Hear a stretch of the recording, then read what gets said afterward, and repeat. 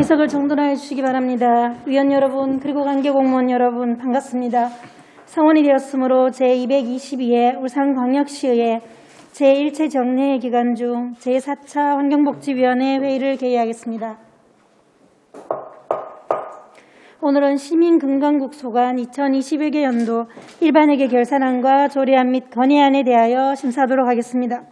먼저 시민건강국 소관 일반회계 결산안에 대하여 심사하도록 하겠습니다. 의사일정 제1항 의안번호 제863호 2020회계 연도 울산광역시 일반특별회계 결산 및 예비비 지출 승인의 건을 상정합니다. 김상육 시민건강국장께서는 발언대로 나오셔서 간부 공무원 소개와 시민건강국 소관 2020회계 연도 일반회계 결산안에 대하여 제안 설명을 해주시기 바랍니다.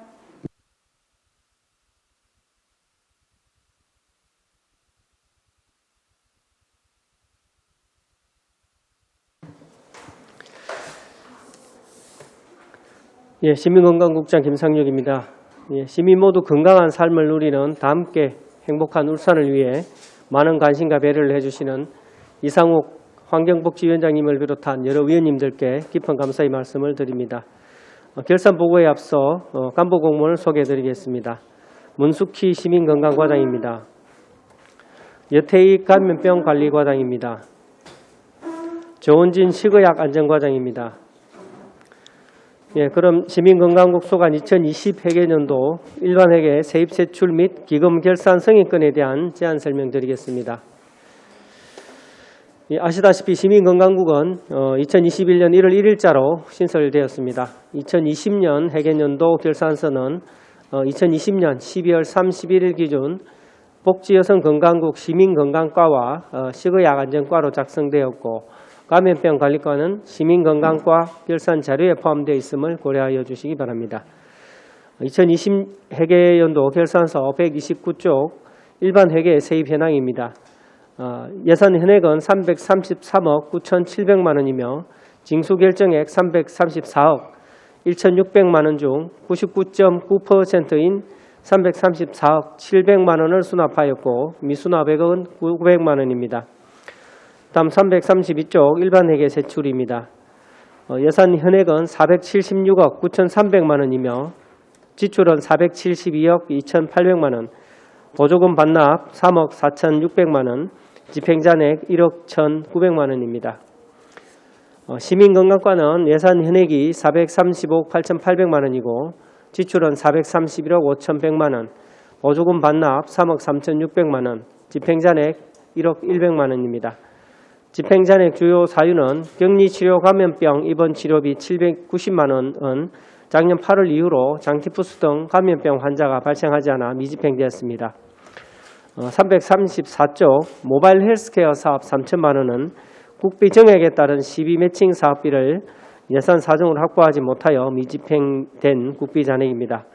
335쪽 치매안심센터 운영비 3억 3,900만 원은 보건소에서 코로나19로 치매검사 등 대면 사업 추진이 어려워 미집행되었습니다. 336조 보전지출 5,600만 원은 국고보조금 반환금으로 국고보조사업 정산에 따라 국비 반납 후 남은 집행잔액입니다. 338조 식의약안전과 소관입니다. 예산 현액은 41억 500만 원으로 지출액 40억 7,700만 원, 보조금 반납금 1,000만 원이며 집행잔액은 1,800만 원입니다.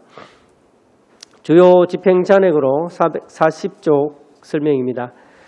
응급의료기관 지원발전 프로그램 1,300만 원은 코로나19 유증상 응급환자 진료를 위하여 의료기관 내 격리동선과 격리진료구역 설치를 지원하는 사업입니다. 울산병원과 좋은 3등병원 시설 지원 후에 발생한 집행잔액입니다. 끝으로 542쪽 식품진흥기금 결산입니다.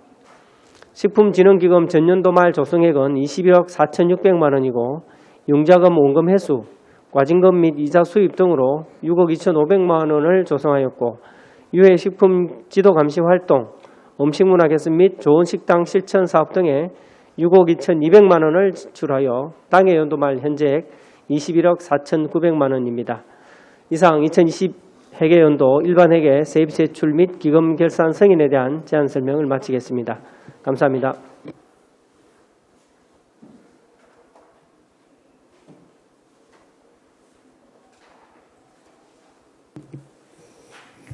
김상류 국장님 수고하셨습니다. 다음은 전문위원께서 검토 보고를 해주시기 바랍니다. 전문위원 민덕기입니다. 검토 보고 드리겠습니다. 시민건강국 일반회계 기금 결산 현황은 검토 보고서 43에서 45쪽을 참고해 주시기 바랍니다. 검토 의견입니다. 시민건강국의 세출 결상 중 예산 현액의 99.03%를 지출하였고 주요 불용 사유는 보조금 집행 잔액으로 특별한 사항은 없습니다. 기금은 식품진흥기금으로 대부분 고유 목적 사업비와 융자금으로 특별한 사항은 없습니다. 이상으로 검토 보고를 마치겠습니다. 민덕기 전문위원님 수고하셨습니다. 시민건강국 소관 2020회계 연도 일반회계 결산안에 대하여 질의하실 위원께서는 질의하여 주시기 바랍니다. 질의 순서에서 서희웅 위원 질의하시기 바랍니다. 네, 국장님 결산 준비한다고 고생하겠습니다. 울산이 다행스럽게도 코로나 확진자가 며칠 전에는 0명으로 또 나왔고 어제는 또 1명으로 또 나왔고 이렇게 돼서 다행과 함께 좀 앞으로 이제 우리가 마스크를 벗고 좀 더 일상생활로 가는데 좀 더 빠르게 울산이 가지 않겠나라는 생각도 가지고요. 그리고 이제 백신의 절차에 있어서 조금 더 울산에 다양한 분들이 많이 계시는데 다양한 또 먼저 상식적으로 생각을 해도 그분들이 먼저 맞아야 되는 직업군이 있을 겁니다. 근데 그분들에 대해서 조금 더 한번 더 고민을 해봐 주십사 하는 요청을 좀 드리고요. 그리고 곧 이따가 또 저희 울산대 의과대학에 대한 촉구 건의안도 또 다룰 건데 이후에 말입니다. 저희 행감 이후에 그 이후에 국에서는 교육부라든지 울산대 의대 학교와 어떤 정보 교류가 있었고 어떤 역할을 해왔는지에 대해서 간단하게 좀 설명을 좀 듣고 시작하겠습니다. 네, 의원님 질의하신 데 대한 답변을 드리겠습니다. 그 안에도 저희들도 행감 관련도 있었고 국감도 있고 그래서 저희들도 울산대학교하고도 사실 방문을 해서 협의를 좀 했는데 그 협의하신 분 선에서는 이제 상위에 보고를 드리겠다고 하셨고요.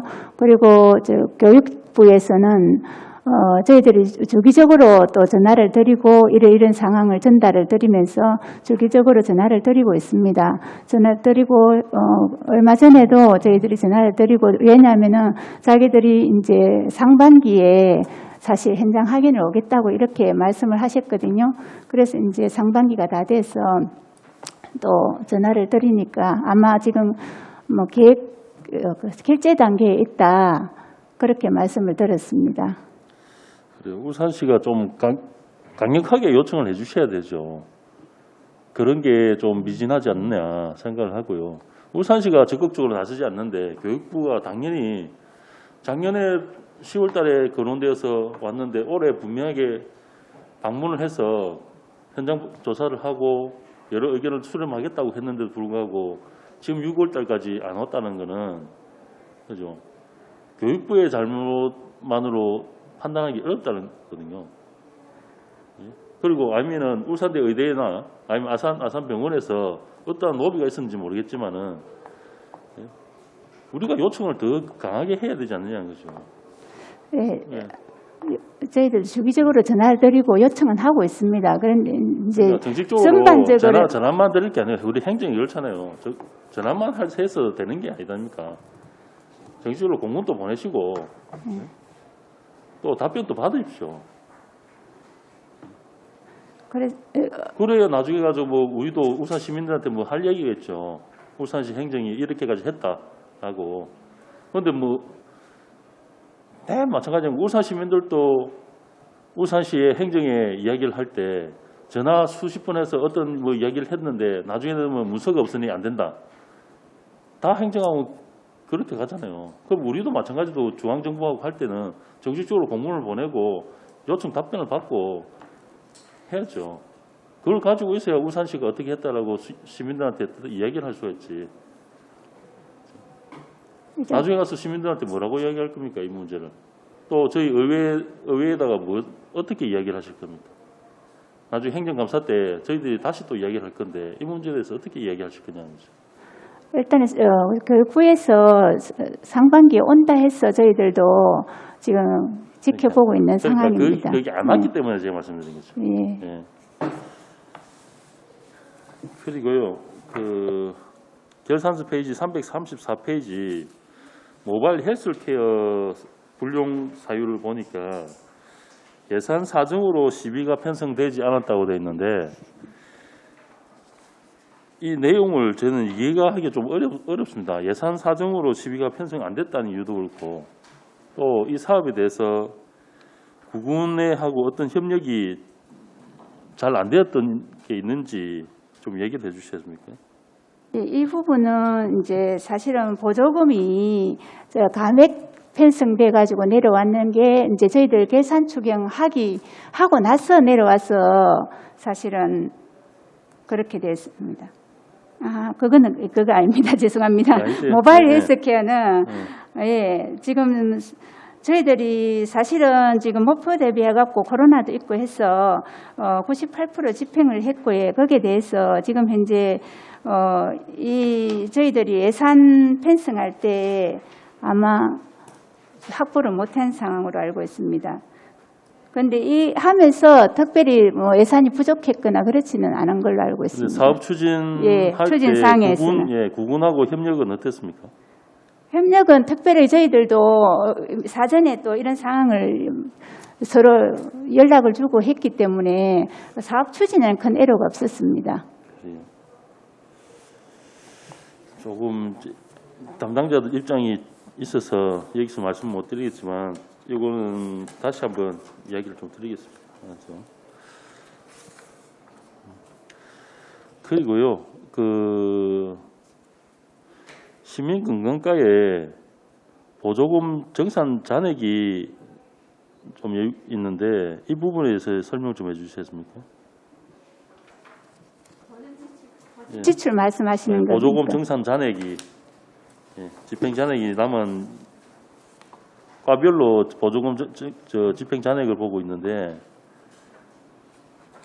시민건강과에서 집행 잔액 사유가 정확하게 기재가 돼 있어서 의원님 몇 페이지 말씀하시죠? 아니 이거는 페이지를 한 사업을 가지고 이야기하는 게 아니고요. 예. 시민건강과 전체의 집행 잔액을 가지고 이야기하는 겁니다. 아마 작년에는 코로나가 있어서 아마 그 정상적인 사업 추진이 조금 애로가 있었을 것 같고 예. 그리고 크게 집행 잔액이 많은 것은 아닙니다. 저희들이 봤을 때. 물론 이제 전체적으로 보건소에서 코로나에 집중하다 보니까 타 업무 추진에는 조금 애로가 있었습니다. 여기 전체 내역을 좀 보기는 봐야 되겠는데 사전에 먼저 정산을 해서 불용을 안 할 수도 있는데 좀 남았지 않느냐 생각을 좀 가지는데요. 다른 과에도 말씀드렸지만 보조 사업이다 보니까 저희들이 주경에 삭감을 할 수 없는 부분이다 보니까 사업 추진은 좀 애로가 있지만은 보조 사업은 또 임의대로 저희들이 삭감을 할 수가 없어서 그런 상황인 것 같습니다. 일단 여러 사업들이 많이 있고요. 그런데 국장님께서나 과장님께서 조금 작년 같은 상황이 다시 또 반복은 안 돼야 되겠지만 또 같은 상황이 온다면은 조금 사업을 집행을 못하는 사업에 대해서는 미리 선제적으로 좀 결단을 해주셔야 됩니다. 그죠? 부서장님들이 해주셔야 직원분들도 따라서 그 정산을 마무리 짓고 또 그게 관련된 다른 기관들도 그렇고 협회들도 그렇고 다 대책을 세울 거 아닙니까? 그리고 그 남은 잔액을 가지고 울산시가 또 다르게 활용을 할 수도 있는데 계속 가져가만 지키고만 있는다고 해결은 안 된다고 보고요. 예, 의원님 말씀 동의를 합니다. 그런데 저희 시비 같은 경우는 사실 추진이 안 될 때 주경에 삭감을 자체적으로 할 수가 있는데 보조사업 같은 경우는 보조금이 있기 때문에 그 부담 비율 때문에 저희들이 자체적으로 임의로 삭감을 못해서 이런 상황이 생긴 것 같습니다. 예, 그리고 보조금이 아니더라도 일반 우리 울산시 사업이라도 그렇게 좀 해주십시오. 예, 알겠습니다. 이상입니다. 예, 서영우 의원 수고하셨습니다. 장윤호 부위원장 질의하시기 바랍니다. 네, 반갑습니다. 코로나19 때문에 시민건강국에 계신 분들이 굉장히 어려움을 겪고 계신 걸로 알고 있는데요. 그래도 얼마 전에 좀 어려운 시기를 잘 극복했다고 생각이 되고요. 그리고 이제 백신 접종도 순서 어느 정도 이제 궤도에 올랐다고 생각이 되는데, 그래서 제가 그 백신 접종 현황을 한번 찾아봤습니다. 1차 접종, 2차 접종. 그 수치 다 알고 계시죠? 국장님 보신 적이 있나요? 이게 우리만 있으면 상관이 없는데 이게 또 비교가 돼요. 지자체 비율로 보면 2차는 제일 낮고 1차는 뒤에서 두 번째입니다. 그죠? 물론 여러 가지 사유가 있어요. 이게 높다고 해서 꼭 좋은 것도 아닐 수도 있으면, 그러니까 좋지 않다기보다는 그 예방접종을 하는 의료기관이 부족할 수도 있고 여러 가지 이유가 있겠죠. 이유가 뭐라고 생각하십니까? 예, 저 감염병관리과장이 답변 드리겠습니다. 지적해 주신 내용들이 이제 언론에서도 좀 일부 제기가 되기도 됐고 또 일부 정당에서도 이제 이 부분을 가지고 이제 울산이 낫다 이제 이런 문제 제기를 했는데 계획보다는 당초의 계획보다는 앞선 거는 맞는데요. 저희가 이야기하는 것은 이게 만약에 수치가 상대적으로 좀 낮다고 하면 대책이 뭐냐 아니면 이유가 뭐냐라는 걸 여쭤본 겁니다. 이제 답변을 드리겠습니다. 그 우선 이제 지금 현재 우리나라 접종 체계가 어떻게 되어 있느냐 하면 정부가 백신이 도입이 되면은 백신 도입 물량에 대해서 대상자를 결정을 합니다. 그런데 어떻게 보면 반대죠, 이게.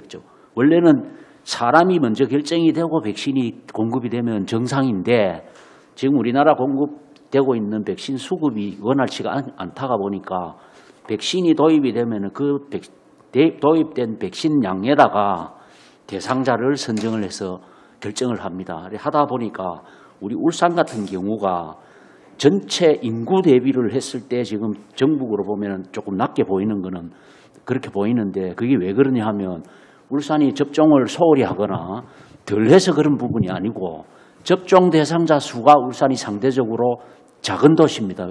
즉 다시 말하면 노인 인구가 많은 도시라면 이거는 높게 나올 수밖에 없고 또 울산처럼 이제 젊은 인구가 좀 상대적으로 많다 보면 접종 순위가 아직 뒤에 있기 때문에 지금 못 맞고 있는 사람들이 많다. 이래 이해를 하면 되고 이게 이제 접종률이 뭐 높네 낮네 할 이유가 아니고 다만 백신이 공급이 됐는데도 불구하고 접종률이 낮다 그러면 그건 낮은 거예요. 근데 울산은 아주 정상적으로 지금 접종이 추진이 되고 있습니다. 예. 그러니까 지금 뭐 저는 다 이해를 다시 한번 정리하면 이게 간혹 그 기사도 보고 계속 이게 이제 뭐 주변에 이야기 들으면 또 잊어버려요. 이게 이제 백신 접종이 우리가 생각할 때 일반적 상식적으로 생각하면 사실 좀 울산이 잘 못한다고 생각이 되는데 지금 과장님 이야기대로 하면 이야기대로는 게 아니라 이게 이제 사실은 팩트죠.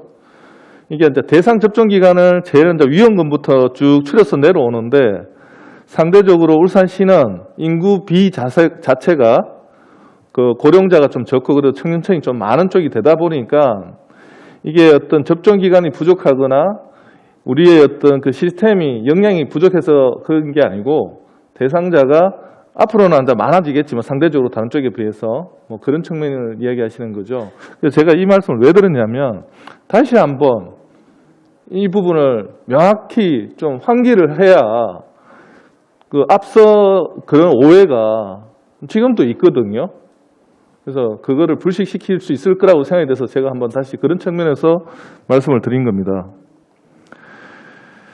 잘하고 계시는 것 같고요. 그래서 이 부분도 좀 이렇게 기록으로 좀 남겨놨으면 좋겠습니다. 어디에다가 뭐 딱 들어가면 이게 지금 현재 상황이 이렇게 된 거는 아까 말씀하신 거 있지 않습니까? 그런 거를 요약해서 딱 해놓으면 이게 수치가 그러니까 모르는 분이 들어가서 보면 울산이 잘 못한다고 자꾸 생각을 해요.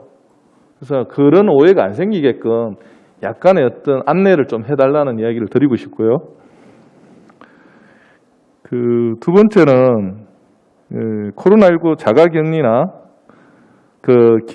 입원할 때 격리 지침 위반할 경우 환자 처벌이 있습니다. 이게 규정상 보면 감염병 예방법에 따라서 1년 이하의 징역, 1천만 원 이하의 벌금형이 있는데 벌금이 굉장히 세더라고요. 저는 사실 요번에 알았습니다. 이게 민원이 좀 들어와가지고 지금 울산 관내에서 위반자 수가 한 몇 분 정도 있으면 지금 이 부분에 어떤 조금 문제가 있냐면 애초부터 중간에 14일 자가격리를 하게 되면 중간에 뭐 이동하거나 이거는 당연히 이제 그 격리 지침 위반으로 해도 큰 무리가 없는데 어떤 부분에 문제가 생기냐면 마지막에 14일 마지막에 한두 시간 남겨놓고 자가격리 고발당하는 사람이 생겨요.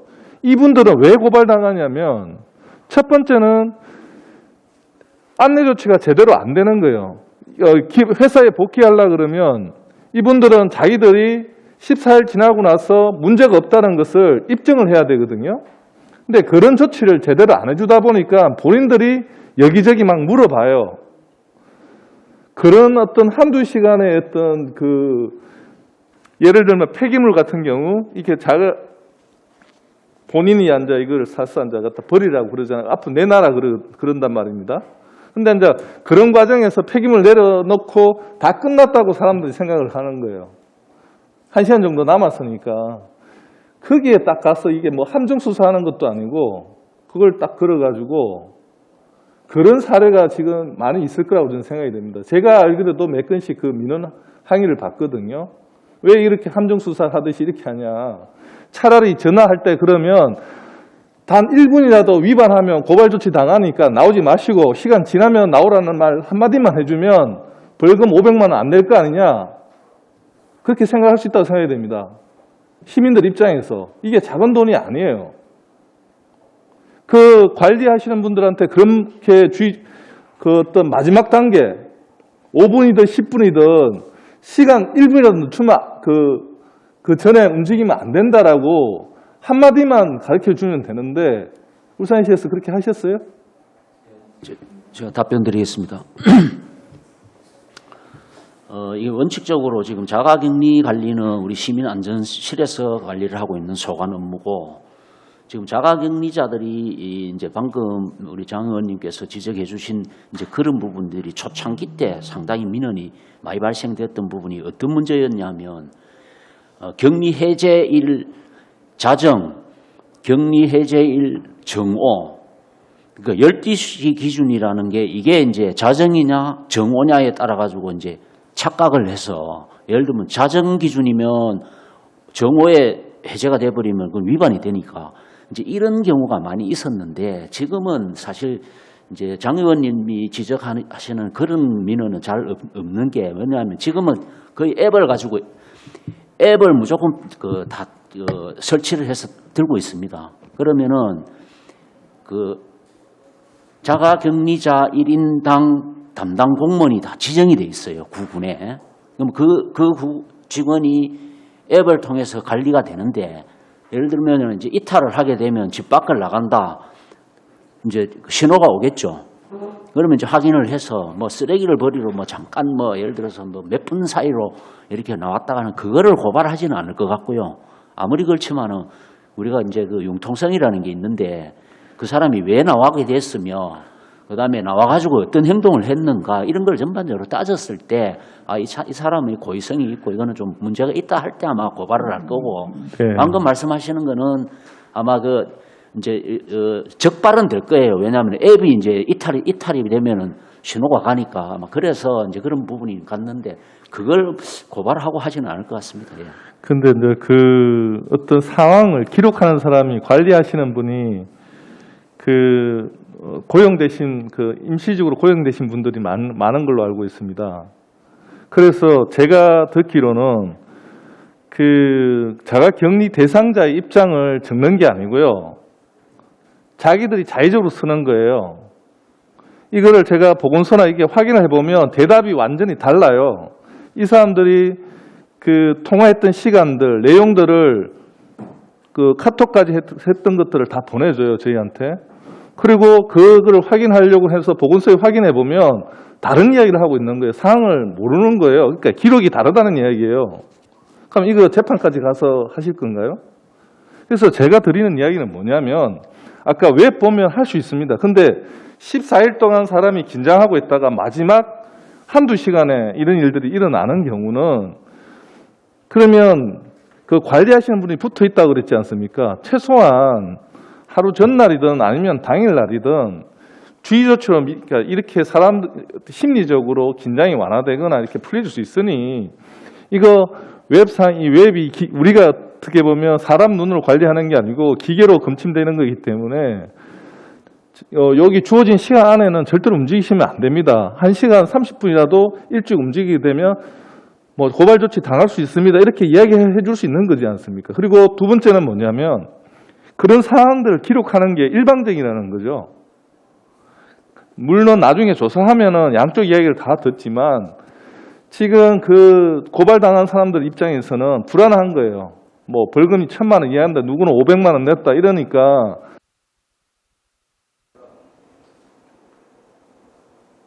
네, 조금 설명을 드리자면 아마 그분들이 이제 뭐 자기 일방적인 말씀을 하신 것 같은데 사실은 자가격리가 되면 자가격리 통지서가 발부가 됩니다. 보건소장 명의에.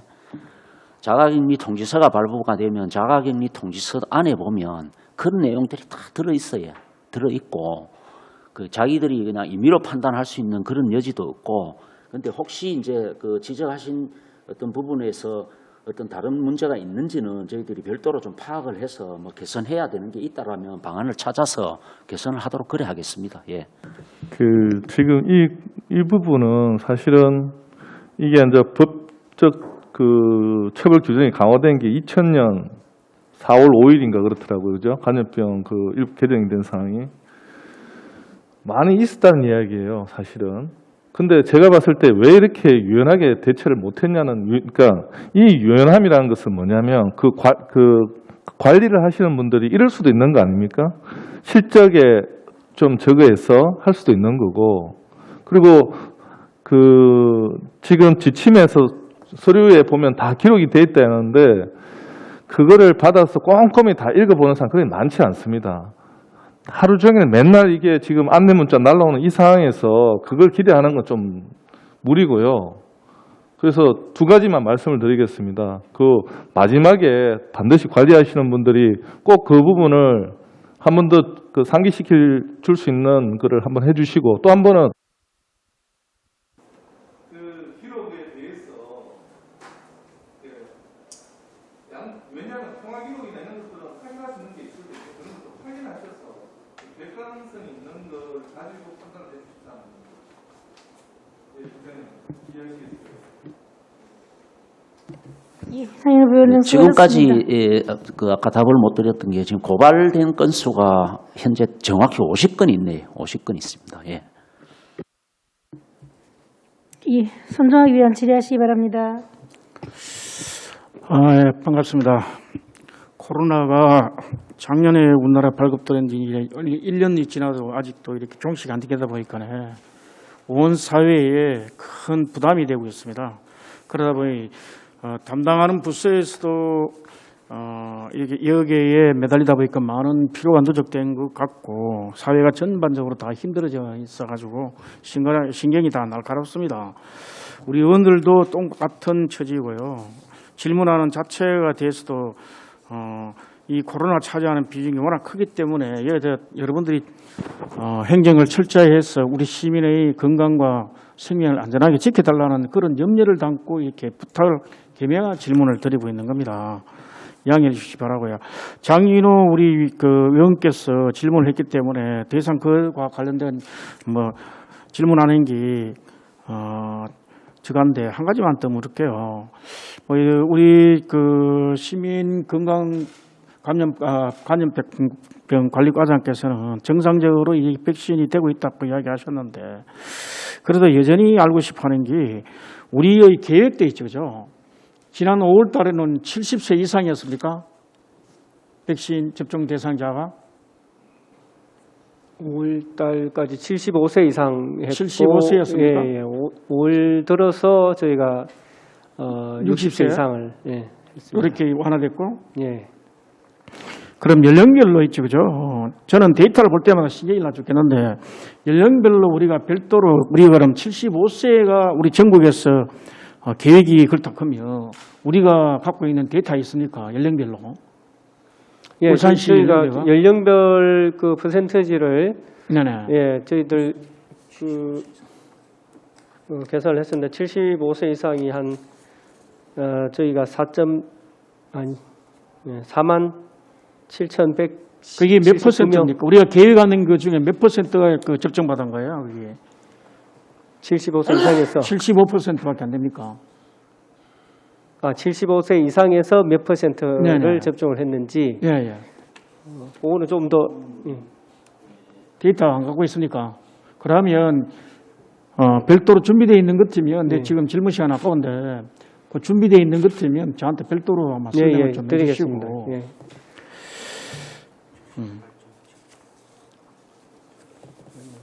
자, 한 가지 여쭤볼게요. 우리 울산에 지금 공중보건의사가 현재 몇 명 정도 배치되어 있습니까? 공중의사는? 지금 23명 있습니다. 23명 있습니까? 그 중에 역학조사관은 몇 명입니까? 공중보건의사 선생님은 역학조사관으로 하려고는 안 하고요. 군에서 울주군에 주로 근무를 합니다. 군 지역에. 거기서 애진을 한다든지 검체를 한다든지 그런 식으로 활용하고 있습니다. 아, 그래요. 그럼 우리 역학조사관으로 우리 조직의 TU로 몇 명 잡혔습니까? 울산시청이 안에 몇 명 잡혔어요?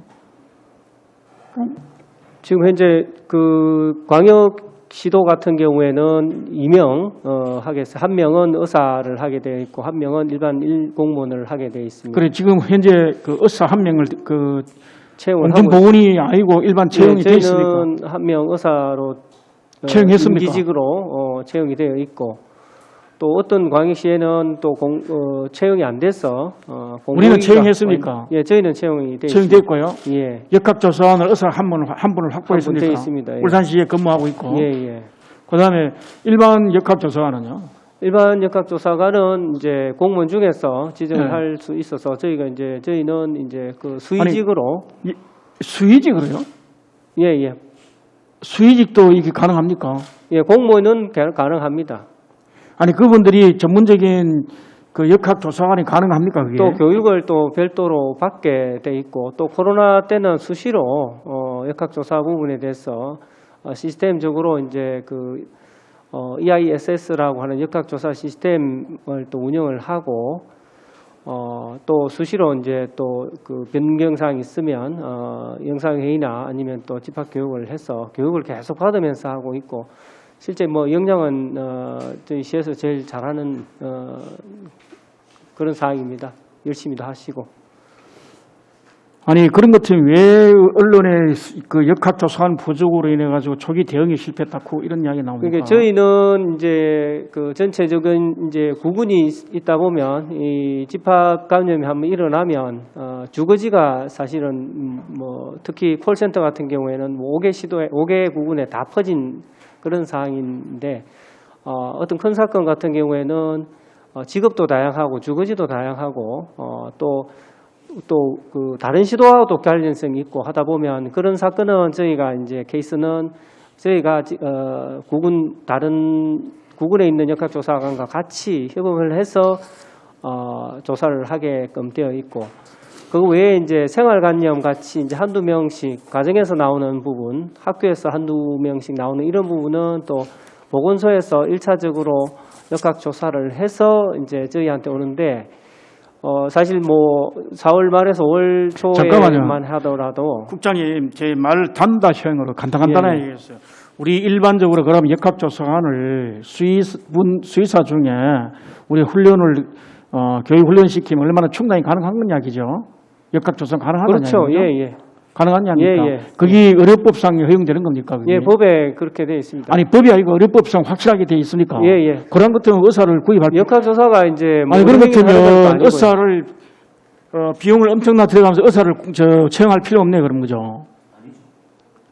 안 예, 그러면 아니 수의사 뭐 다른 분을 대체하는 것 같으면 그게 가능한 거 아니에요? 근데 이게 시도에서 2명을 하라는 거는 이제 의도가 원래 목적 자체가 기본적으로 이제 그 의료행위라든지 의학적인 거는 조금 덜 전문적이지만 그런 행정과 의료를 모두 이해하는 사람이 이제 조사를 하고 의사는 의사대로 이제 그 감염병이 실제 어떤 특성을 가지는지 이런 부분에 대해서 조금 더 심도 있는 책임 있는 역할을 하라는 것이고. 아니 방금 좋은 이야기 하셨는데 예. 역학조사관이 어느 정도 일정한 소형 교육만 되면 된다면 각 보건소로 다 배치할 수 있는 거 아니에요? 지정해서 각 보건소에다가 보건소에도 역학조사관이 의사로는 안 해도 되지만 역학조사관은 지정을 해서 지정이 다 돼 있습니까? 돼 그러면 있습니다. 전 예. 보건소 다 있습니까? 돼 있고. 그러면 역학조사관이 부족해서 문제가 발생되는 거 없다 그죠 울산에? 아닙니다. 이제 그 4월, 5월 같이 이제 이 집단감염이 굉장히 크게 났을 경우에는 보건소에 있는 지정이 된 인원만 가지고는 그 많은 케이스를 다 조사를 하기가 어려운 상황까지도 갔었습니다. 그래서 이제 어쩔 수 없이 그 지정된 분 외의 분들까지도 단기적인 교육을 거쳐서 또 실제 1차적인 역학조사를 했고 그 부분을 저희가 또 같이 해서 이제 시 전체적인 그리고 이제 다른 시도와 연관성을 또 판단을 하고 그렇게 시스템적으로 움직였습니다. 그래서 지금 같은 경우에는 사실 또 그 보건소에도 1명 정도가 커버를 할 수 있는 정도가 되지만 또 이 집단 감염이 또 확산되고 하면은 또 1명 가지고는 또 어려우면 또 주변에 같이 근무하시는 분들이 또 역학조사에 같이 또 매달릴 수밖에 없는 그런 상황입니다. 그 부분은 뭐 다른 시도도 다 마찬가지고 그 법령상 최소 인원은 그야말로 감염병이 없을 때도 그 정도는 아직도 제 보유해야 기억에 좀 된다는 남아 있는 게요. 작년에 대구시가 그 처음 그 확진자 급증할 때 지방자치단체가 의무적으로 고용해야 될 그 비용 문제로 이렇게 역학조사관을 고용을 못해가 그랬다는 이야기가 언론에 난 적이 있습니다. 그 굉장히 전문적인 그 분야인 줄 알고 있는데 뭐 그 정도는 아닌 거로 지금 방금 이해됐는 건 됐는데 그런 것 같으면 충분하게 역학조사관을 이렇게 보건소에 지정을 해서 교육만 시키면 된다면 상시 그 운영을 해야 된다는 할 수 있다는 이야기거든요. 그죠? 그리고 의사로 구티어 이렇게 비용이 많이 드는 그런 부분을 할 필요도 없고. 그런데 이제 역학조사의 수준도 구군에서 1차적으로 할 때는 그야말로 이제 뭐 동선이 먼지 신분이라든지 뭐 이런 정도 언제부터 발병을 했다든지 그 정도의 가장 기초적인 데이터를 입력을 하고 좀 더 심도 있는 그런 조사라든지 분석이라든지 이런 부분은 사실상 아까 뭐 우리 보건직이나 간호직이나 수의직이나 의무직이나 이런 분들은 학교 때부터 의학적인 보건적인 그런 지식을 계속 배우는 분들이고 보건소에 있는 분들도 마찬가지입니다. 그래서 그런 배경 위에서 어느 정도 어떤 감염병이 터지는 간에 그 감염병에 대한 이해만 좀 더 플러스하면 그게 가능하다는 거지. 뭐 어떤 뭐 예를 들면 행정직 공무원이 한다든지 이렇게 이해되는데요. 쉽지는 않죠. 그러면 지금 그 공중 그 의료 인력은 더 이상 그 확충할 필요 없다는 이야기는 그죠? 그 정도 역학조사가 있는 거죠? 근데 지금 그 어떤 저희가 4, 5월 달만 하더라도 추가 질문 이따. 예, 손정호 의원 수고하셨습니다. 안술 위원 질의하시기 바랍니다.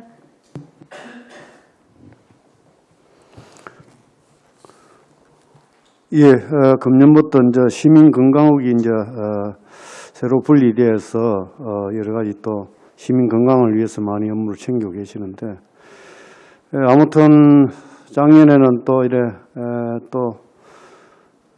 국에서 있기 전에는 여러 가지 또 많은 또 어려움이 있었는데 금년부터는 또 국이 또 분리돼 나와서 각 분야에 또 업무하는데 또 많은 또 도움이 되리라 생각이 되어집니다. 특히 우리 감염병 우리 여태희 과장님은 작년에 이어서 금년도까지 늘 이래 참 근 2년 연속적으로 과중 업무에 참 노고가 많다는 말씀을 드립니다. 최근 들어서 그 코로나가 그 변이 바이러스로 인해 가지고 또 한때 참 울산에 심각한 문제가 또 대두되다가 지금은 아주 소강 상태로 놓여 있는데 여기 뭐 특별한 우리 방역 수칙을 준수를 잘해서 그런지 우리 또 관리감독과에서 관리를 잘해서 그런지 우리 과장님 여기에 대해서 한 답변 한번 해주시기 바랍니다. 예, 사실 저희들이 작년까지는 울산이 상당히 방역 측면에서는 상당히 우수한 도시로 이렇게 이름이 나 있었고 또 심지어 뭐 100일까지 그 발생 제로까지도 달성을 해보고 했는데 금년 이제 2월 들면서부터 그 이제 변이 바이러스 이제 알파형이라고 해서 이제 영국 변이 바이러스가 이제 울산에 그 안산시에서 부산시로 해서 부산시에서 울산으로 이제 전파가 되는 과정에서 울산 북구를 중심으로 해서 이제 대형 집단 발생이 많이 일어났고 그 여파가 뭐 지금은 거의 이제 영국 변이 바이러스는 검출률이 아주 낮습니다. 울산이 아마 그 10% 미만으로 떨어졌다라고 봐지는데 그 전까지는 80% 이상 영국 변이 바이러스로 이렇게 이제 검출이 되고 했고 또 그 확산 속도도 굉장히 빨랐고 그래서 저희들이 이제 그 대응하는 방법이 딱 두 가지 방법밖에 없었습니다. 하나는 신규 발생을 억제하는 방법으로 가야 되고 또 하나는 이미 발생된 확진자를 통해서 확산되지 않도록 해야 되는 방법, 이 두 가지 방법을 동시에 써야 되는데 그래도 저희들이 이 임시선별진료소를 아마 전국에서 10개소를 한꺼번에 이렇게 설치를 해서 집단적으로 이렇게 검사를 한 건 아마 울산이 아마 최초 같는데 저희들이 지금까지 약 한 12만 명 정도 검사를 했습니다. 그럼 인구 10분의 10명당 1명은 검사를 했다고 보시면 됩니다. 그래서 거기서 뭐 300명 이상의 그 숨은 감염자를 찾아냈고 아마 이런 게 이제 같이 가동이 되다가 보니까 신규 발생도 억제가 됐고 그다음에 발생된 기확진자를 통한 확산도 억제가 되고 그다음에 울산의 이제 기업들이 이제 자체적으로 방역 활동을 강화를 했고 특히 현대자동차 같은 경우에는 자동차 내에 자체적으로 자기들 임시선별진료소를 따로 운영할 정도로 그렇게 관리를 했고 아마 이런 것들이 종합적으로 효과를 나타내면서 이제 지금 어느 안정세로 지금 접어드는 거 아니냐 이렇게 보고 있습니다.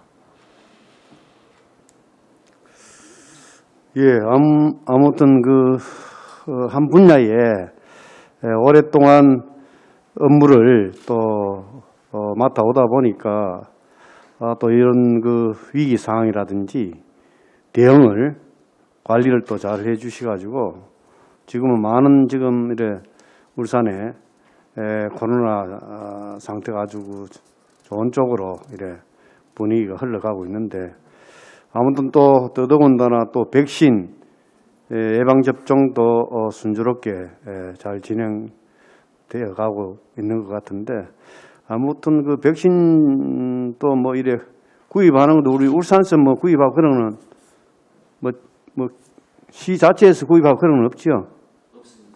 정부에서 네, 정부에서 지원해 주는 대로 네, 맞습니다. 그래서 뭐 접종하고 있는데 그렇습니다. 예.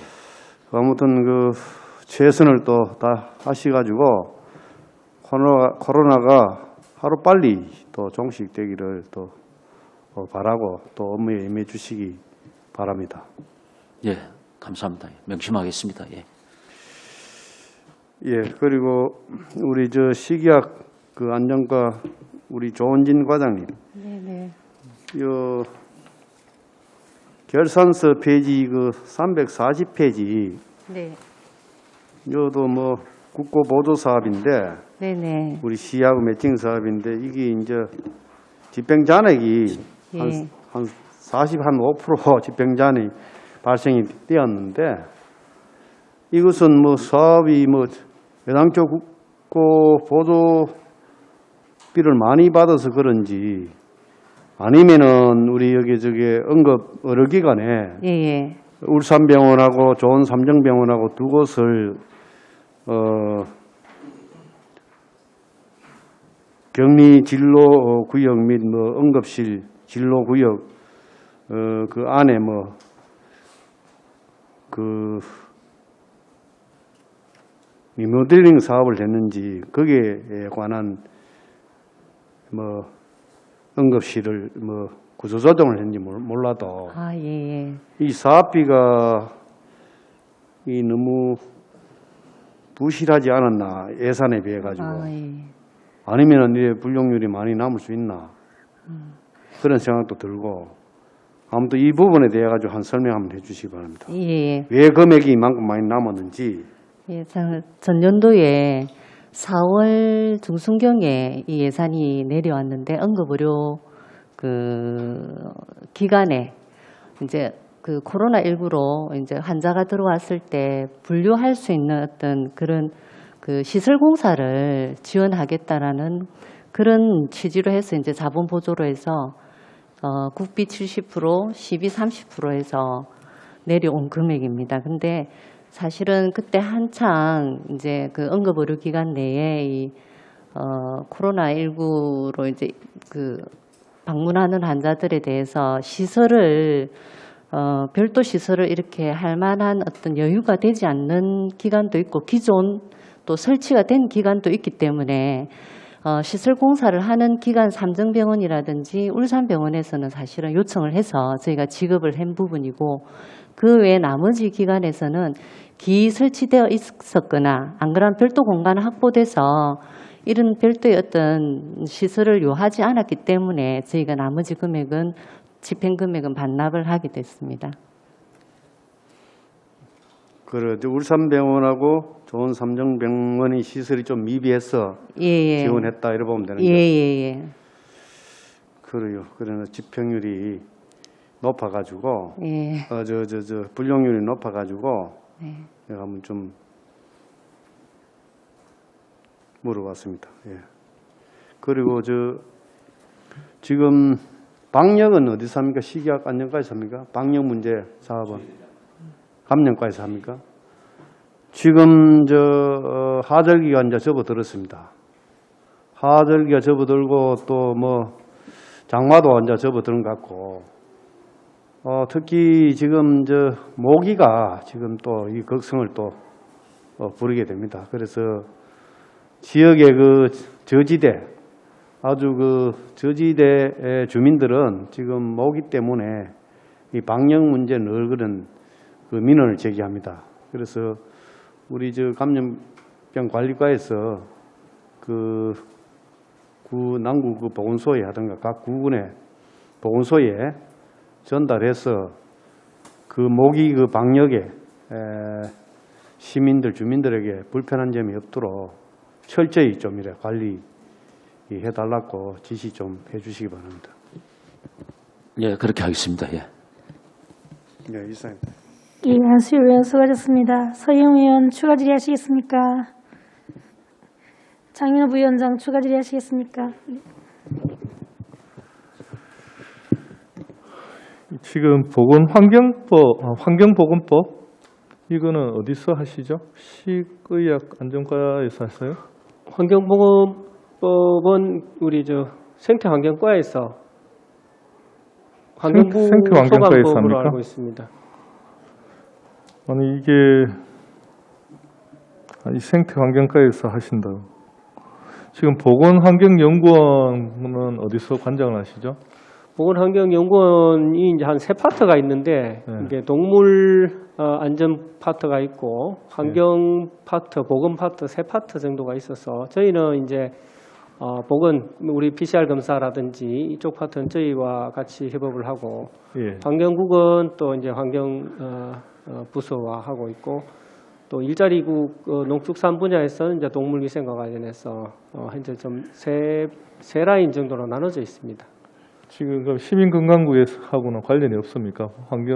보건환경센터, 보건환경연구원이랑 역학조사하고 있는 건 관련이 있지 않습니까? 그죠? 보건부는 저희와 관련이 있고, 예, 그럼 그 환경과 관련해서 예. 그 최근에 보건환경법이 개정이 됐습니다. 그죠? 예. 그 개정의 핵심 사항이 보면 아주 중요한 사항이 있습니다. 지금 현재 여기 관련해서 우리 시에서 울산대학교 환경보건센터에 예산을 이제 올해부터 많이 지원을 합니다. 알고 계실 예, 겁니다. 예. 그죠? 김양호 교수님이 그 센터장님이신데, 지금 가장 핵심적인 게 뭐냐면 환경성 질환의 범주를 확대시킨 게 있습니다. 현행법상에서는 환경 유해인자와 상관성이 인정되는 질환으로 한정이 되어 있었는데, 이 개정 사항으로 인해 가지고 국민 건강에 미칠 위협을 예방하기 위하여 환경 유해인자에 대한 적절한 조치와 시책이 마련하는 것이 필요하다고 인정되는 질환이 추가되었다라고 되어 있거든요. 이 부분은 저희가 이제 울산 지역에 산업단지를 끼고 있기 때문에 앞으로 역학조사가 굉장히 많이 필요한 부분입니다. 이 부분에 대해서. 나중에 관련해서 주민들의 어떤 손해배상이나 이런 부분하고도 관련이 있기 때문에 사전적으로 요 관련해서는 지금 울산대학교 환경보건센터에 조사를 좀 많이 이 분야 쪽으로 하게끔 그렇게 좀 관리를 좀 해 주십사 하고 그 말씀 좀 드리고 싶습니다. 이해하시죠? 예. 요 부분 저희 안 그래도 작년 같은 경우에 저도 환경국장으로 있을 때 한번 환경보건센터에 들려서 향후에 이제 어떤 계획을 여쭤봤더니 본인들도 당시에까지는 이제 아토피 위주로 하고 있었는데 이제 정부의 그런 정책적인 변경에 따라서 좀 더 강화를 하겠다는 계획이 있어서 일단 예산 부분이라든지 이런 부분에 대해서 조금 협의를 했었습니다. 그 이후에는 저희가 팔로우는 못했는데 일단 좀 더 알아보고 환경국의 위원님의 그런 질의라든지 의지를 한번 전달을 하도록 하겠습니다. 작년 올해입니다. 올해 예산을 집행부 쪽에서 무슨 병원이죠? 지금 산재모병원에 통합해서 하시려고 했는데 그거랑 꼭지가 안 맞아서 새롭게 이제 이렇게 예산을 반영을 해준 걸로 알고 있고요. 지금 여기도 보면 보건환경연구원하고 지금 울산대학교 이게 환경보건센터하고 역할 분담도 좀 잘 이렇게 돼야 되고요. 진짜 제일 핵심적인 게 이제 환경오염하고 환경의 또 유해인자하고 이 역학관계를 우리는 앞으로 이제 잘 데이터도 쌓아가야 되고 준비를 잘 하셔야 될 거라 생각이 들어서 다시 한번 그 부분에 대해서는 지침인들 해당 사항을 잘 찾으셔가지고 해당 부서에서 꼭 관리할 수 있도록 좀 해주십시오. 예. 예, 장인호 부위원장 수고하셨습니다. 손정학 의원 추가 질의하시기 바랍니다. 우리 시민건강관장님, 우리 장윤호 위원장의 질문과 보충적인 질문 좀 드리겠는데요. 우리 5월 3일부터 울산 MBC가 수차례 걸쳐가지고 공단 공해로 암 발생 관련된 보도를 한 적이 있습니다. 맞죠? 네. 그죠? 암이 환경성이라는 게 인과관계 있다는 거는 학설로 다 인정된 사항이고 울산에서 특히 폐암은 더한 거고 그 중에 질병 비전염성 질병으로서 환경성이 가장 밀접한 게 폐질환과 그다음에 천식, 아토피 이제는 더 늘어나가지고 황동도나 유전자 요인이 가장 큰 거라고 했는데 이것도 환경성이라고 보도가 되고 있더라고요. 맞습니까? 예, 아토피 같은 경우는 환경성 질환으로 보고 있습니다. 천식도 마찬가지고 그다음에 폐질환도 마찬가지고 그죠? 아마도 폐암 같은 경우는 예. 그런 영향이 안 있나 이제 여러 가지 이제 원인이 있겠지만은 그 안에 이제 환경도 하나 포함될 것 같습니다. 그다음에 당뇨도 그런 거로 이렇게 보도가 되고 있더라고요. 맞습니까? 네. 당뇨는 유전적인 요인이 가장 큰 거 아니에요? 좀 개인의 맞습니다. 식습관하고. 일단은 당뇨는 물론 이제 개인적인 식습관이라든지 유전적인 영향이 제일 큰데 당뇨를 환경이 포함시키기는 조금 물론 다양한 그게 원인이 있겠지만은 제가 알겠습니다. 그건 그렇고요. 울산에 공단으로 인해 가지고 발생돼 가지고 뭐 그렇든 않든 울산에 지금 나타나고 있는 폐암 환자 등록 현황을 보면 최초 등록이 2009년에 우리가 그 국가 통계 포털에 처음 등록한 게 314였습니다. 313명. 그죠? 예. 근데 그 이후에 2017년 577, 그다음에 2018년 559명, 2019년 601명, 2020년은 아직 뭐 통계 포털이 정확하게 잡히지 않은 모양인데 이렇게 늘어나고 있고, 천식도 마찬가지 유경 의사 진단 경험률이 최초 연도인 98년 1.2에서 2019년 3.15 이렇게. 그다음 아토피도 그 최초 연도 2.4에서 2007년 최초 등록이었는데 2.4부터 시작해서 지금은 2019년 4.3 이렇게 늘어나고 있습니다. 폐암은 마찬가지고 지금 폐암부터 천식, 아토피 등 우리 그 건강에서 가장 그 위해적인 거 느끼고 있는지 이 환경성이 지금 거의 드러나고 있는데, 이에 대해서는 우리 시민건강국에서는 공약과 관련된 한 번도 정책적으로 어떻게 대응하겠다는 이런 걸 못 봤어요. 시정백서를 이렇게 제가 일부러 들고 간 이유가 어느 부서든 공약과 관련돼 가지고 그 대응을 수립하고 이렇게 한 적은 아무도 없어요 아직. 뭐 여러분들이 천식과 관련된 거는 똑같은 작년에도 똑같은 말이고 2019년, 2018년 여러분들이 아토피나 천식에 대응하는 인식이라는 게 똑같은 말로 숫자만 바뀌어요. 정책 의료 대응이라든지 정책적 대응도 똑같고, 지금 가셔가지고 아마 백서를 몇 년째 끄집어낸 거 똑같이 아마 여러분들이 하고 있는 거 가보면 똑같을 거예요 아마. 한번 읽어보셨어요 백서? 예, 의원님 제가 답변 좀 드려도 되겠습니까?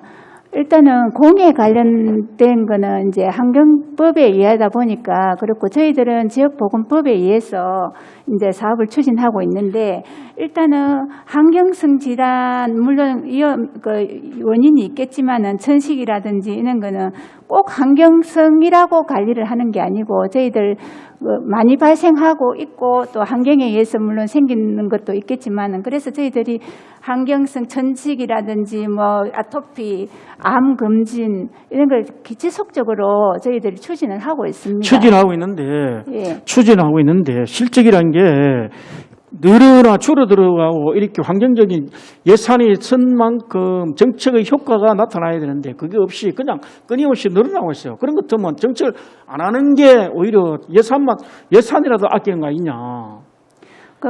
인력이라도 늘어나지 않고. 의원님 지금 아토피 천식 의사 진단 경험률이라는 게 늘어난다는 게 꼭 그게 환자가 많아서 늘어난다는 것보다 내가 진료를 많이 받으면 경험을 많이 쌓기 때문에 어떻게 보면은 이게 좋은 지표일 수도 있습니다. 그건 지금 이야기하시는 게 그 데이터를 경강 부위에 자기가 필요한 부분만 끊어가 이야기하는 그런 거 똑같은 이야기입니다. 국가 정책의 가장 집약적인 데이터를 가지고 자기 편리한 대로 해석하는 거예요. 그건 그렇게 이야기하시면 안 돼요.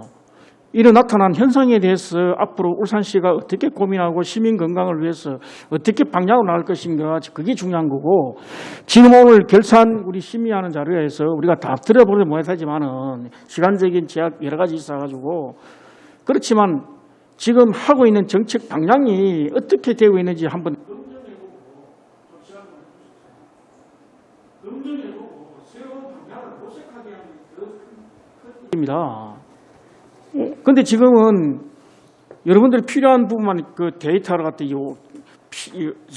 유리한 쪽만 해석하려고 하고 있어요. 아니, 물론 이제 제가 보는 거는 그렇지만은 그걸 사업을 안 하겠다는 건 아니고, 저희들이 또 국민 건강 종합 계획에 의해서 이 사업을 꾸준히 추진하면서 확대를 해 나가고 있습니다.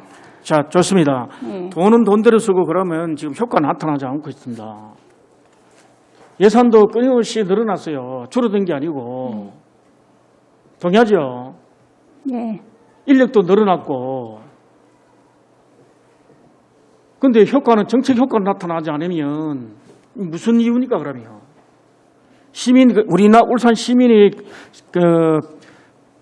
인구가 갑자기 팍 늘어나가 그런 것도 아니고 계속 인구는 줄어들면서 이렇게 건강이 나빠지는 수치는 높아지고 있는데 그와 관련돼 가지고 여러분 대응은 어떤 거예요? 그러면 정책은 저희들이 이제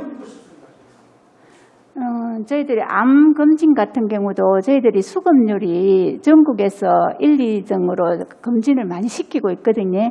이 발견을 해야 조기에 치료를 하면은 우리 생존율이 늘어나기 때문에 저희들이 암 수검률 이런 꾸준하게 노력은 하고 있습니다. 자, 대한민국의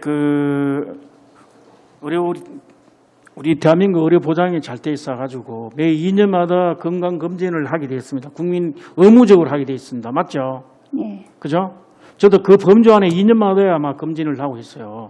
일부러 뭐 해마다 뭐 달달이 하는 건 아닙니다. 대한민국 국민 5,500만이 다 똑같은 조건입니다. 울산이라 제가 특별하게 건강검진을 더 많이 하고 한다는 이야기를 하시면 안 돼요. 여기 나타난 데이터를 가지고 앞으로 어떤 정책을 이렇게 수립해가지고 나가야만이 우리 울산 시민의 건강을 지키고 할 것인가에 대해서 정책적 고민이 있어야 되고 하는 건데 그렇게 답변하시면 우리가 예산을 줄 필요가 없어요.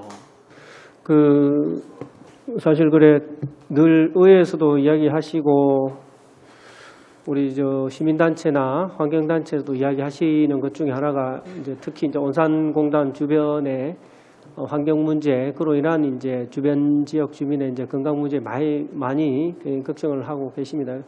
그래서 이제 우리 아까 환경보건센터도 저희가 지원을 해서 하는 부분이고, 근데 사실은 다른 지역에 비하면 그럼에도 불구하고 굉장히 인프라가 많이 약합니다. 그래서 저희가 한 15년 전부터도 계속 산재병원 이야기를 한 것이고, 또 최근에는 그것도 부족해서 어려운 이야기를 하는 것이고, 군에서는 군대로 그동안에 이제 또 통합보건지소라는 것을 온양 지역에 설립을 해서 또 대응을 또 하고 있고, 또 그 외에도 계속 울주 남북권 같은 경우에는 또 의료 인프라가 또 공공 의료 인프라가 또 추가적으로 또 있어야 된다라는 고민을 지금 많이 하고 있습니다. 그래서 그런 것들이 다 그런 고민 끝에 추진되는 거라고 이해를 해주시면 감사하겠습니다. 다른 지역에 비해서 그런 것들만이라도 최대한 빨리 구축이 되면 저희가 정책을 할 때 뭐 예산만 들여서 효과를 볼 수가 있는 것은 아니고, 또 그런 인프라와 관련해서 또 거기서 실제 계속적으로 이제 민간병원이 아닌 그런 공공인프라에서 계속적으로 건강을 살피면서 프로그램을 집행하고 그런 과정에서 이제 효과가 나타날 걸로 생각이 듭니다. 하여튼 그런 인프라를 구축하는데 하여튼 최대한 빨리 노력을 하겠습니다.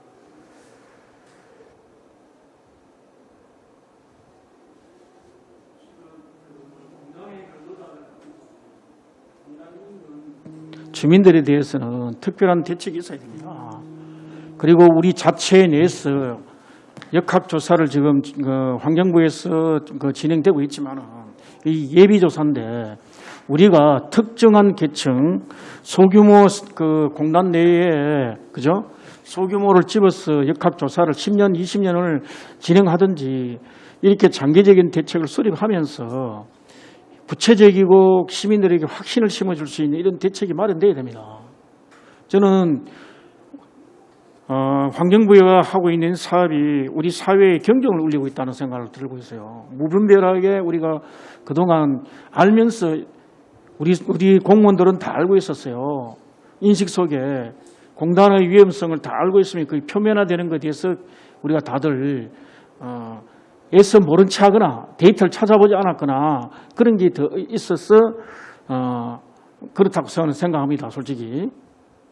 그러다 보니까 도시계획이라든지 보건환경, 녹지 모든 정책이 자기 분야에 붙들고서는 통합적으로 시민 건강과 관련된 이런 부분을 좀 집중해서 좀 이렇게 해야 되는데 불구하고 자기 주어진 역할이라 해서 나는 이것만 하겠다 해가지고 이러면 안 되고, 환경을 알면서도 환경의 위험성, 공단의 위험성 알면서도 우리는 외면해 온 겁니다. 나는. 그래서 인근에 바로 바짝 붙여 1.5km 안에도 서남 같은 데는 바로 1.5km 안에도 그 주택 주거 대규모 주거 단지가 다 설립돼 있고 안 그렇습니까? 청량리도 마찬가지고 뭐 다들 바로 공단 옆에 바로 그 주거 단지가 들어서 있고 만약 이 사람들이 이 문제가 발생되면 내년부터 보상해야 돼야 됩니다. 우리 농작물 보상 아직 하고 있죠. 배 그죠? 이제는 우리 시민들한테도 보상해야 될 겁니다. 당연히 해야 될 거고. 주민들의 삶을 여러분들 지켜줘야 됩니다. 그런 것 같으면 정책 방향을 바꿔야 돼 이제. 여러분들이 적극적인 역할을 주문하기 오늘 이렇게 이야기하는 겁니다. 좀 다시 치밀하게. 예, 손정현 수고하셨습니다. 장윤호 부위원장 추가 질의하시겠습니까? 예, 그럼 손정현 의원 이어가시기 바랍니다. 예, 감사합니다. 참고로 아까 그 손정은 의원님께서 시간이 없어서 그럼 보건소 인력이나 우리 보건 쪽의 인력에 대해서 이야기하셨는데 간단하게 이야기드리겠습니다. 지금 보건소도 그렇고 저희들도 마찬가지고 정상적인 업무 사항은 아닙니다. 특히 이제 보건소 같은 경우에 뭐 우리 소위 이야기하는 보건증 발급 업무라든지 보건소의 이제 진료 업무라든지 이런 게 거의 통합 건강정진, 뭐 치매 관리 이런 게 거의 스톱 상태입니다. 코로나에만 이제 매달리고 있는 상황인데 그럼 합니까? 그러니까 그 부분은 이제 역학 조사만 해당되는 부분이고 아니 울산의 의료 아까 이야기했잖아요. 보건소 인력이 충분하냐 안 하냐고. 보건 인력이 다 충분하냐 안 하냐고. 충분하지 않습니다. 아는 것 같으면 그와 관련돼가 종합적인 대응이 수립돼야 되고 요구를 하고. 예, 안 그래도 그 부분에 아니에요. 대해서 지금 행안부하고 조직부서하고 저희하고 계속 논의를 하고 있습니다. 지금은 사람은 우리 시민의 건강을 위해서 그죠? 지금 우리 시민들이 바라는 건 다른 게 아닙니다. 내 생명을 우리 시가 지켜달라는 이야기를 요구를 하고 있는 거고 그렇게 하기 위해서는 세금도 그렇게 쏟아붓고 인력도 그렇게 쏟아부어야 됩니다. 이제 그걸 하기 위해서는 의료 인력이 부족한 것은 부족한 대로 지원을 요구하고 다른 인력이 불필요한 인력이라고 생각되는 다른 분야에 줄여야 되고 묶여 있는 것 같으면 그렇게 만들어 가야죠.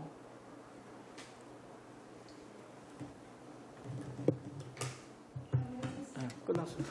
예, 손정현 의원 수고하셨습니다. 더 이상 질의하실 위원 없으십니까? 오늘 위원님들께서 제안하시거나 지적하신 사항은 정책 추진 시 반영될 수 있도록 조치하여 주시기 바랍니다. 더 이상 질의하실 위원이 없으므로 질의 답변을 종결하겠습니다. 의사일정 제1항 의안번호 제863호 시민건강국 소관 2020회계연도 울산광역시 일반특별회계 결산 및 예비비 지출 승인의 건에 대하여 심사한 내용과 같이 원안대로 의결코자 합니다. 위원 여러분 이의 없으십니까? 이의가 없으므로 가결되었음을 선포합니다. 회의장 정리를 위하여 정회를 선포합니다. 의석을 정돈해 주시기 바랍니다. 성원이 되었으므로 회의를 속기하겠습니다. 계속해서 시민건강국 소관 조례안에 대한 심사를 하도록 하겠습니다. 의사일정 제2항 의안번호 제869호 울산광역시 뷰티산업진흥 조례안을 상정합니다. 본 조례안을 대표 발의한 전영희 의원께서는 발언대로 나오셔서 제안 설명을 해주시기 바랍니다.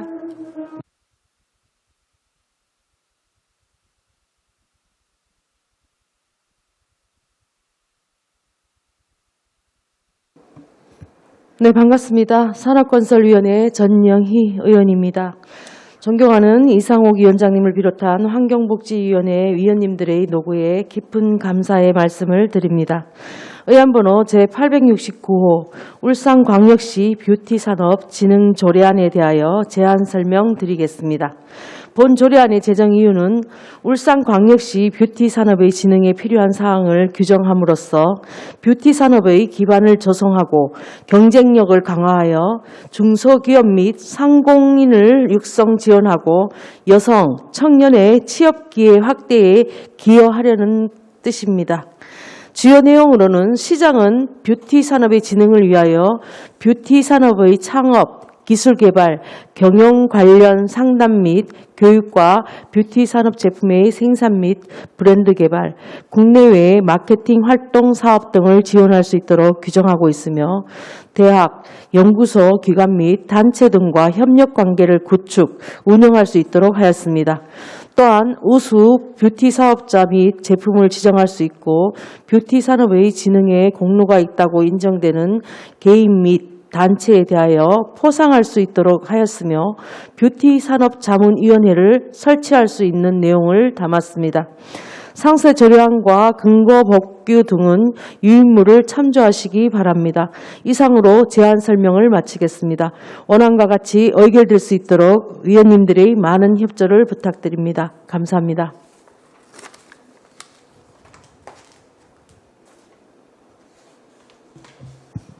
전영희 의원님 수고하셨습니다. 다음 본 조례안에 대한 집행기관의 의견을 듣도록 하겠습니다. 시민건강국장께서는 본 조례안에 대한 의견을 말씀해 주시기 바랍니다.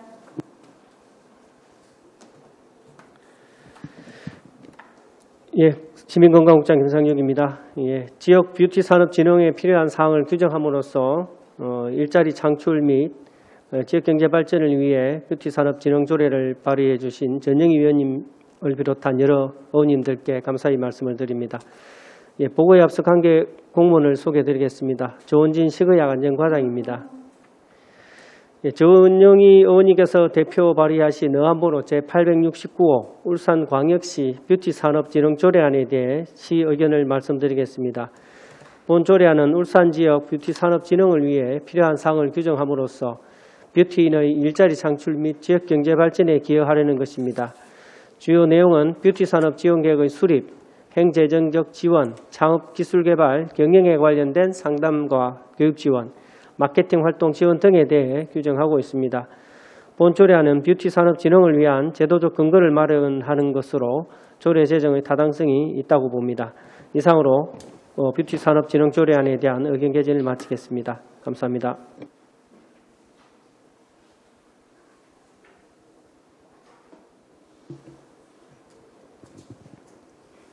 김상육 국장님 수고하셨습니다. 다음은 전문위원께서 검토 보고를 해주시기 바랍니다. 전문위원 민덕기입니다. 검토 보고 드리겠습니다. 제정 이후 주요 내용 근거 백규는 검토 보고서를 참고하여 주시기 바랍니다. 검토 의견입니다. 본 재정조례안은 우리 지역의 뷰티 산업 진흥에 필요한 사항을 규정하여 뷰티 산업의 기반을 조성하고 경쟁력 강화로 일자리 창출 및 지역 경제 발전을 도모하고자 하는 것으로 제정함이 타당하다고 판단되나 어느 발의안에 대해 부서에서 제2조 제3호 삭제 검토한 부분이 이미 반영된 사항이 있으므로 심사 시 참고하시기 바랍니다. 이상으로 검토 보고를 마치겠습니다. 민덕기 전문위원님 수고하셨습니다. 본 조례안에 대해 질의 토론하실 위원께서는 질의 토론해 주시기 바랍니다. 질의 토론에 대한 답변은 전영희 의원님과 시민건강국장께서 답변하여 주시기 바랍니다. 예, 장윤호 부위원장 질의하시기 바랍니다. 네. 사실 울산이 외부에서는 다 산업도시로, 공업도시로 이렇게 알려져 있지만 사실은 찾아보면 이런 다양한 산업군이 같이 존재하고 있는데 특히 이제 뷰티 산업 같은 경우 이게 굉장히 많은 종사자들이 있는 걸로 알고 있습니다. 그래서 어떻게 보면 하나의 어떤 산업으로 좀 체계화하고 관리할 필요가 있다고 생각이 드는 시점에 적절한 조례라고 생각이 되고요. 여기 뷰티 산업은 사실은 이게 아마 한류의 원조가 아닌가 싶어요. 저도 해외에 나가서 한국 화장품 하면 굉장히 다 인정을 해주거든요. 그래서 화장품에서 더 나아가서 이게 뷰티 산업으로 이렇게 확대가 되고 있는 것 같은데요. 그래서 지금 3조에 보면 진행이 필요한 시책을 수립 시행하도록 노력한다라고 되어 있는데 이참에 현황 조사를 좀 제대로 해서 울산에 있는 뷰티 산업의 어떤 그 구성 그리고 이제 종사자 그리고 이 산업들이 보면 이제 어떻게 보면 기초 단계 아니면 중간 단계 아니면 최종 소비자하고 대면하는 어떤 그런 분석들이 좀 필요할 거라고 생각이 드는 게 요즘 또 젊은 층에 계신 또 여성분들이 이런 쪽에 또 관심이 많은 것 같기도 하고 해서 좀 이번 계기로 좀 여기에 대해서 한번 제대로 된 조사를 할 필요가 있지 않을까. 그리고 울산이 또 화학 산업이 굉장히 강합니다. 그래서 또 화학연구원도 있고 기초 화학 소재에 대한 분석도 잘 할 수 있을 거라고 생각이 되는데요. 지금까지는 오송이라고 저기 충북인가요? 충남인가요? 충북이죠. 오송 지역이 아마 화장품을 기초 원료를 만드는 기업들이 많이 오송 산업단지에 고속도로 타고 가다 보면 보이거든요. 거기 있는데 울산도 보면 여기 울산대학교도 있고 또 춘해 보건대도 있고 유니스트하고 또 연계해서 이런 쪽으로도 좀 발전할 수 있는 가능성이 있을 것 같은데요. 거기에 대해서 우리 조례를 발의하신 우리 의원님께서 한 말씀 좀 해주셨으면 좋겠습니다. 네, 제가 전반기에 환경복지위원회에 있다 보니까 관심을 또 가졌었고, 그때 송철호 시장님이 이렇게 지원도 전혀 받지 못하는 상태에서 길거리에서 행사하시는 미용계의 협회를 보시고 안타까운 마음에 송철호 시장님께서 이거를 조금 한번 살펴봐야 되겠다라고 하셔갖고 저희가 그때 좀 시작을 했는 계기가 되었는데요. 저희가 이제 사단법인 대한미용사회 울산협의회에 지금 회원수는 1,300명이고요. 그리고 한국피부미용사회 울산지회는 이제 120명으로 되어 있습니다. 그렇다 보니까 이제 상대적으로 이제 피부 미용보다 이제 미용사 협회에 들어가 있는 분들이 숫자가 월등히 많아서 저희가 균등하게 지급은 못 해드리고 지금 4천만 원에서 중에서 미용사에서 3천만 원, 피부 미용에다가 1,000만 원을 이제 지급해 주는 걸로 해서 이제 시작을 했고요. 그리고 아까도 장윤호 의원님 말씀하시는 것처럼 저희가 지금 생각하고 있는 뷰티라는 것들은 이용업이라든지 미용업이라든지 피부 미용이라든지 네일이라든지 네일 안에는 아트가 있다든지 그게 지금 업소나 이제 학원 현황이라든지 이 명수가 가지고는 있습니다. 지금 명단이. 예, 그래서 이제 이용업에는 449명이 되어 있고 미용업에는 2,940명, 피부 미용은 603명, 네일은 415명 이렇게 해서 한 4,400명 정도 이렇게 저희가 있는데요. 아까도 얘기했듯이 또 종사자라든지 뭐 중간 단계에 우리가 찾지 못한 어떤 그런 분들이라든지 이런 것들은 조금 더 이 조례를 통해서 확대해 나가면서 정확한 데이터를 좀 더 수집할 수 있도록 노력하겠습니다. 네, 여기 덧붙여서 지금 젊은 층들이 좋아하는 타투 아실 겁니다. 근데 이게 지금 불법이거든요. 예. 근데 앞으로 이제 입법이 좀 정비가 되면은 이 부분도 사실은 굉장히 이게 미용 측면도 그렇고 그런 부분도 있고 무엇보다 중요한 게 이게 산업이 편중되어 있으면 리스크에 굉장히 취약합니다. 우리가 이제 위험 분산을 좀 해야 되는데 어떻게 보면 어떤 사람들은 뷰티 산업을 우습게 볼 수 있는데 뷰티 산업은 일상에 굉장히 가까이 있습니다. 여기서 머리 안 깎고 목욕탕 안 가는 사람 없듯이 일상하고 굉장히 가까이 있으면서도 우리가 사실은 이게 산업인지를 잘 모르시거든요. 그래서 이번 계기로 좀 이게 체계적으로 정말 좀 제대로 해서 울산도 이게 이제 이게 처음부터 차이가 나갈 수는 없는데 우리가 이제 축제도 있고 행사도 있을 때 이런 쪽하고도 전복할 수도 있고 특화거리 같은 경우도 이거는 어떻게 보면 작은 소규모 창업하기에 굉장히 적합하거든요. 어떤 특화거리 같은데 일부를 좀 타투라기보다는 뷰티 산업을 좀 지정을 해서 들어가서 같이 할 수 있으면 더 어떨까 이런 생각이 들어서 어쨌든 코로나19 이후에 좀 앞으로 각광받을 수 있기 때문에 저는 좋은 조례라고 생각을 합니다. 이상입니다. 네. 장인호 부위원장 감사합니다. 질의하실 의원 없으십니까? 질의하실 의원이 없으므로 질의 답변을 종결하겠습니다.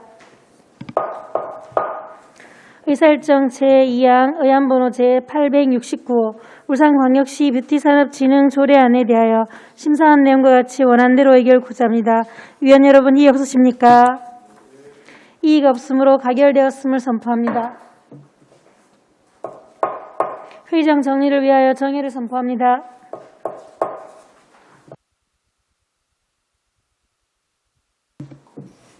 의석을 정돈하여 주시기 바랍니다. 성원이 되었으므로 회의를 속개하겠습니다. 계속해서 울산대 의과대학의 울산 환원촉구 건의안을 심사하겠습니다. 의사일정 제3항 의안번호 제882호 울산대 의과대학의 울산 환원촉구 건의안을 상정합니다. 본 건의안을 대표 발의한 서희웅 의원께서는 발언대로 나오셔서 제안 설명을 해주시기 바랍니다.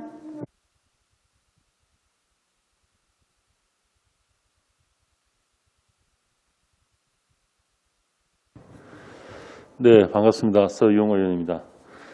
존경하는 이상욱 위원장을 비롯한 환경복지위원님들의 노고에 깊은 감사의 말씀드립니다.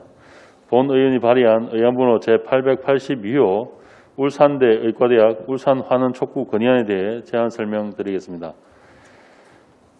1988년 의료 지역 간 불균형 해소와 지방대학 육성을 위하여 의료 취약 지역인 울산에 울산대 의과대학 정원이 배정되었음에도 울산대 의과대학은 부속병원인 울산대학병원이 아닌 서울 아산병원에서 편법 운영되고 있었습니다. 이는 당시 수도권의 대학 신정설이 억제되자 법을 악용, 사립대학의 의대 정원을 늘리고 서울 소재 병원을 키우는 데 대표적인 의료 취약지역인 울산이 이용된 것이라 볼 수 있습니다. 그 결과 울산대 의과대학 졸업자 중 울산 지역에 남는 비율은 약 8%에 불과하며 울산의 인구 1000명당 의사 수는 2019년 조사 1.5명으로 전국 시도 가운데 하위 수준에 머무르고 있습니다. 울산대학교 병원의 경우 주요 진료과에 전임 교수가 부재하는 등 울산은 필수 의료 인력 부족, 지역 전문 보건 의료, 교육기관의 부재 등 현재까지도 대표적인 의료 취약 지역입니다. 이에 본 의원은 울산대 의과대학은 부족한 의료 인력 확충, 지역 의료 문제 연구 등 울산 의료의 발전을 기할 수 있도록 하기 위한 첫걸음이라 생각합니다. 울산으로 환원될 수 있도록 시정될 것을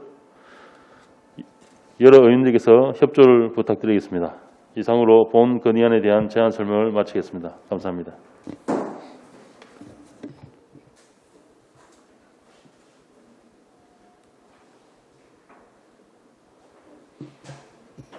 서희웅 의원님 수고하셨습니다. 다음은 전문위원께서 검토보고를 해주시기 바랍니다.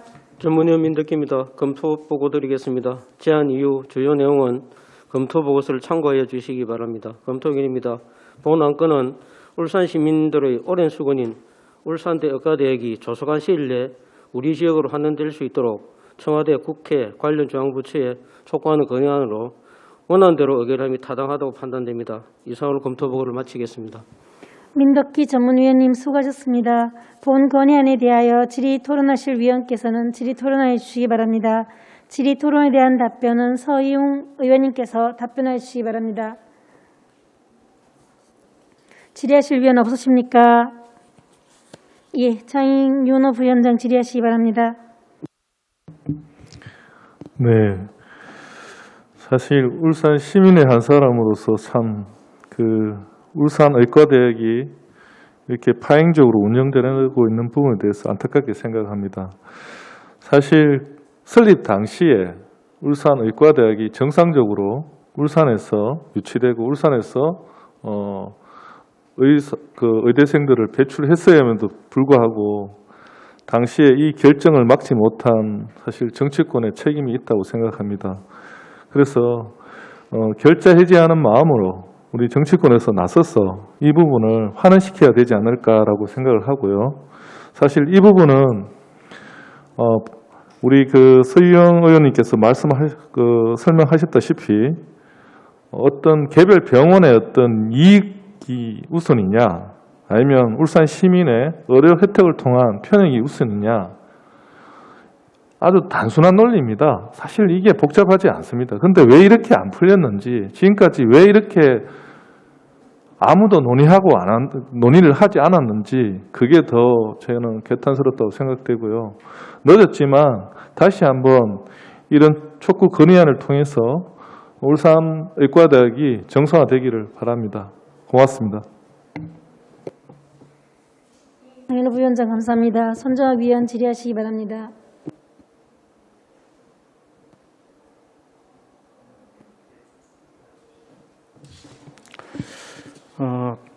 오늘 이렇게 촉구 건의안이 나오게 된 근본적인 원인은 우리 울산대학교 의과대학병원에 있다고 봅니다. 시민의 건강을 위해서 그리고 비정상을 정상화하는 그러한 촉구가 되는 것으로 저는 이해하고 동의하고 적극적 찬성을 합니다. 우리 울산에 온다 해서 의과대학이 수준이 떨어진다든지 뭐 그러한 이유가 없을 것이고 아마 더 지역민과 밀착돼서 우리 지역민에게 더 큰 의료 혜택으로 돌아올 것이라 저는 반드시 믿고 있습니다. 의과대학이 울산에 돌아와서 지역민과 함께 할 수 있는 그러한 토대가 될 수 있는 그러한 촉구 결의안이 되기를 비름하지 않으면서 저는 찬성을 합니다. 감사합니다. 이상입니다. 예, 손정학 의원 감사합니다. 더 질의하실 위원 없으십니까?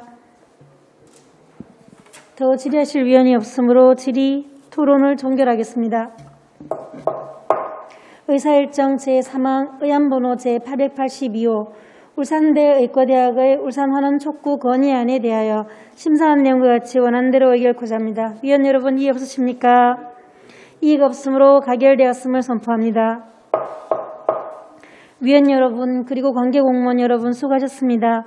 내일 10시부터 상수도 사업본부 및 보건환경연구원 소관 2020회계연도 결산안과 조례안을 심사하도록 하겠습니다. 이상으로 오늘 의사일정을 모두 마치겠습니다. 산회를 선포합니다.